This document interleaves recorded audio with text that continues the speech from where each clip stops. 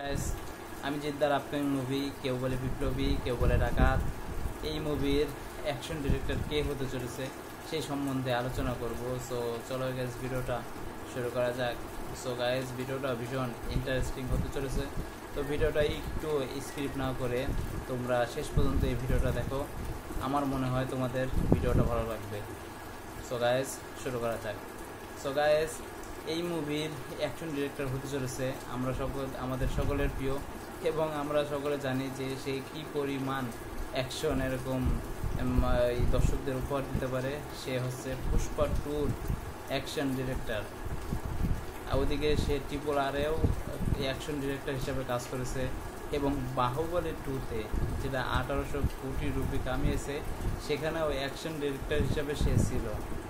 সে এই মুভির পার্ট হতে চলেছে। কেউ বলে বিপ্লবী, কেউ বলে ডাকাত। এই মুভিতে সে অ্যাকশন ডিরেক্টর হিসেবে কাজ করতে চলেছে। ভাই, একমাত্র জিদ্দা আছে যে এরকম বড় বড় অ্যাকশন ডিরেক্টরদের এরকম ডিরেক্টরদেরকে নিয়ে আসতেছে বাংলাতে, তার দ্বারাই সম্ভব। আর অন্য কারো দ্বারা এটা করা কি সম্ভব না। এজন্য ভাই, সে এই মুভির পার্ট হতে চলেছে, তাহলে ভাবো এই মুভির অ্যাকশন কোন লেভেলের হতে চলেছে। তো ভাই, আমি তো ভীষণ এক্সাইটেড এই মুভিটা নিয়ে।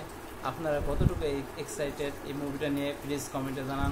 ভিডিওটা ভালো লেগে থাকে প্লিজ লাইক, কমেন্ট, শেয়ার এবং সাবস্ক্রাইব করে দেন। পাশে থেকে বেল আইকন টিপে দেন। সকল নেক্সট ভিডিওর জন্য টাটা, বাই বাই।